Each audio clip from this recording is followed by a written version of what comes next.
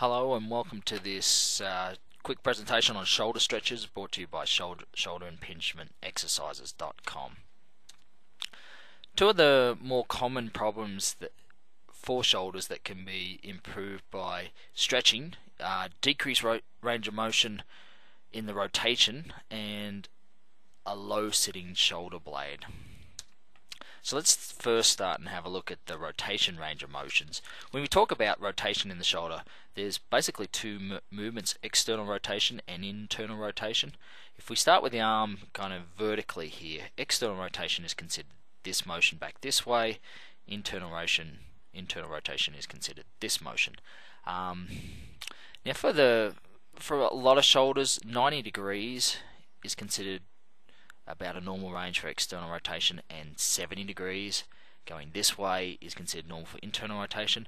But a lot of the research also says that more important is the total arc that you have from end of range external rotation to end of range internal rotation, and that kind of came from the overhead throwing athlete.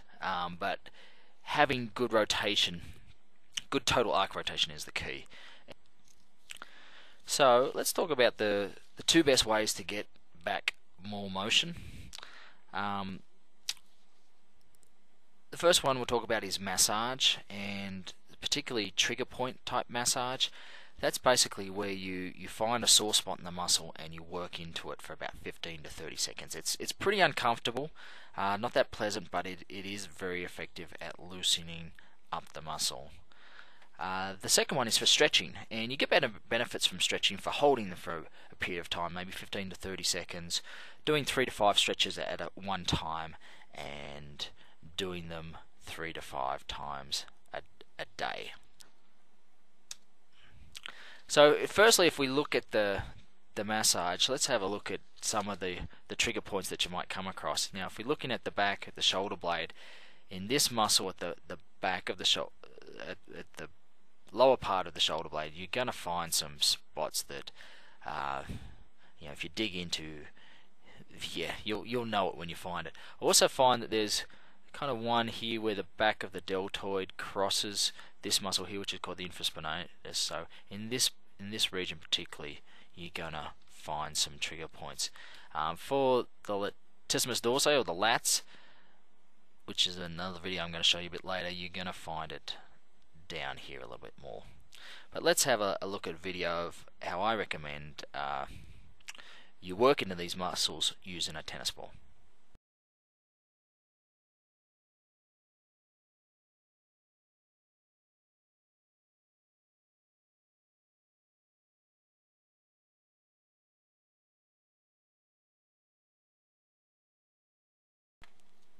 For stretches, I'm going to show you 3 stretches here. The first one, supine, just means lying on your back, and you can use it to do external and internal rotation. What I want to recommend for this is placing a towel underneath your elbow. The key point is to keep the elbow higher than the shoulder. This is particularly important to do when you do the internal rotation stretch. To help with the stretch, I recommend just holding on to a hand weight. In this video I had a 5-pound, but typically you only need maybe a 2 or 3 pound to do that. Unfortunately I just didn't have one available, so let's have a look at that.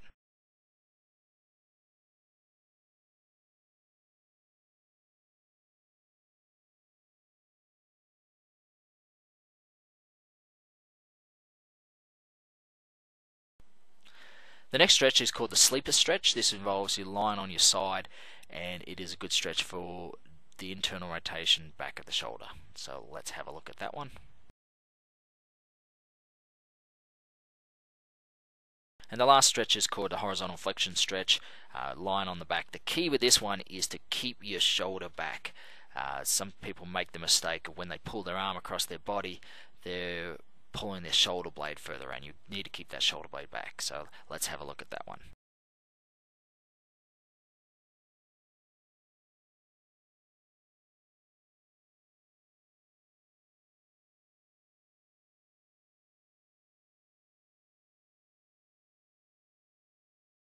Okay, well let's have a look at the depressed shoulder blade, or basically lower than normal shoulder blade.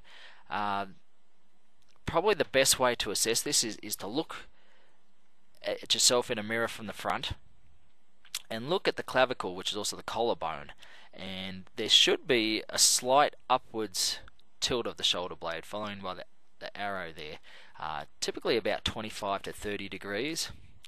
If you have less than 25 to 30 degrees, there's a chance that your shoulder blade is a little bit depressed. And if we have a look at the lats, which is a big strong muscle at the back, see how it inserts in the shoulder blade? If this muscle is a little bit tight, it can pull that shoulder blade down and cause impingement problems. And so it's around this areas that is very good to do the massage, and we're also going to talk about some stretching. So let's first have a look at the massage using the tennis ball, and then we're going to go on to the stretching video.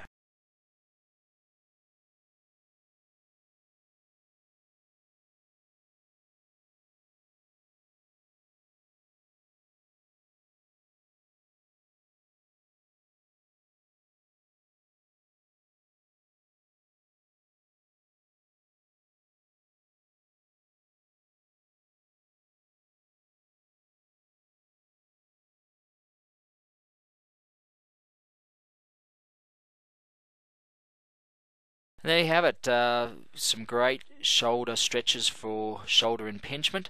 For more information, please visit us at shoulderimpingementexercises.com. Thank you very much.